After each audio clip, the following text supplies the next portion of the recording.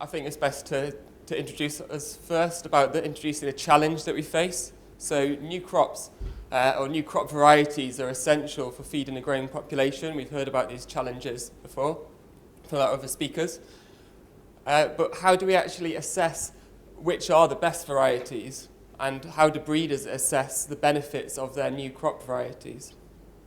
So what currently happens, we're interested in wheat, because wheat provides around 800 calories per person per day in the UK to people. So getting wheat production right is obviously very important.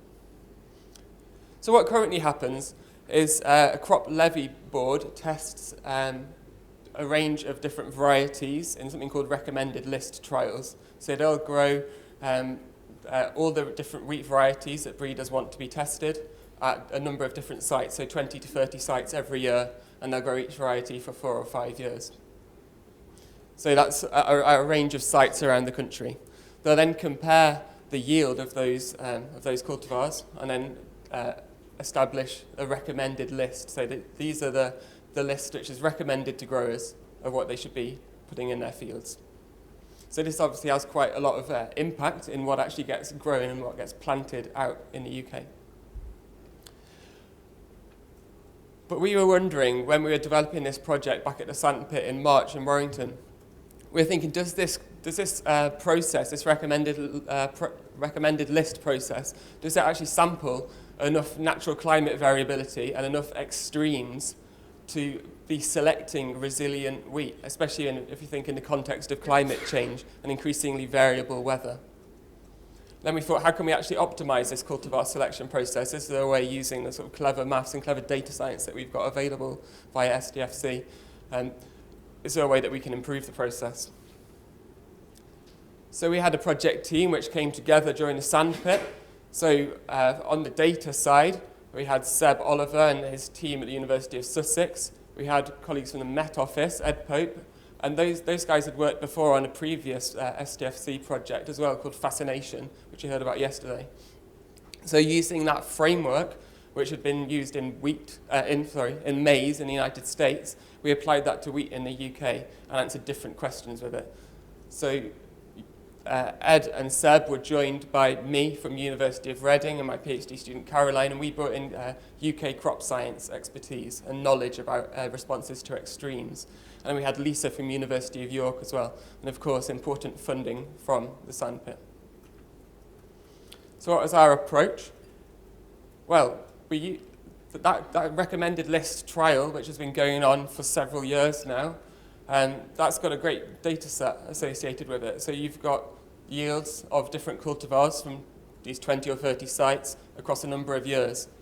So we took that yield data, then we associated it with historic weather data from those sites. We used that to derive a temperature and precipitation response for wheat for those different cultivars. We then went through a process of validation. So by training the model on a subset of the data, then we can compare, okay, how well does it perform on some of the other data, which we didn't train with, and we could see how well we were doing. And the main effort that we've been focusing on in this project really, though, has been, well, one, applying to wheat and then developing a range of different visualization tools. So thinking about, okay, we've got this working framework now, and what can we do to it to make it useful for a lot of different end users? So we've built in different options, so allowing allowing breeders, say, to define new crop parameters, so tweaking the temperature or precipitation response of existing cultivars, which are in the model, and then looking at how that responds. So how would current yield across the UK or future yield under climate change scenarios, how would that vary if you change your crop parameters or if you change between different cultivars? So I thought it'd be useful to show you some of these potential tools. So we have got the ability now to produce projected yield maps under current conditions for different cultivars. We can also vary climate scenarios. So by working with our colleagues in the Met Office, we've got access to a lot of highly detailed climate change scenarios. We just put this up as an example. It's quite a harsh example, this one in the middle, but that's okay. What happens if we had 2015 conditions, but we add 5 degrees to everything and take away 30 mil of rainfall each month, I think.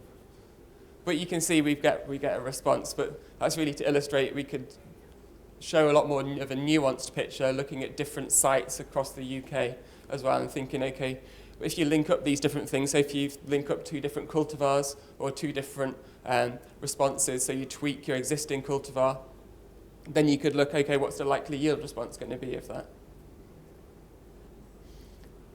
Similarly, we can look at, okay, what different crop traits should we focus on? So that's a way of trying to focus breeding effort as well.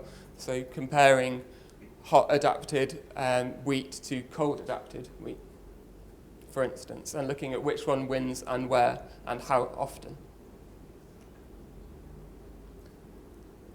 So thinking about how well our model currently performs, it's always useful to do that, and our model's quite transparent, or the process that we use is quite transparent in looking at the uncertainty that's involved. So as you can see, this is the distribution of temperature responses, and this is a distribution of precipitation responses, and there's a lot of different responses that could be there with the data that we fed in. So that suggests that we're not actually that confident, especially at the high temperature end, of how the crops are going to be responding to temperature currently.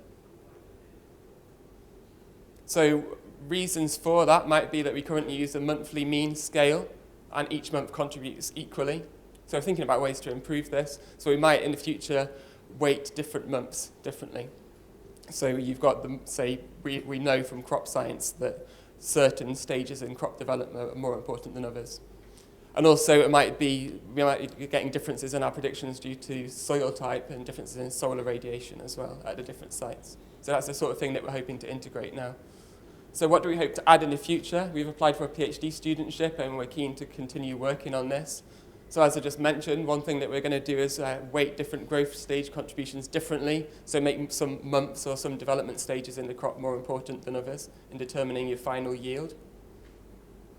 And also we're hoping to include extreme events. So currently our model works on quite general terms, so monthly means, but my particular passion is extreme events and crop responses to heat and drought stress. And we're thinking of having an adaptable model which will switch between this general state and an extreme state as well, and flag up, say, you'd be able to flag up potentially the probability of different cultivars being affected by extreme events in different climate change scenarios, for instance.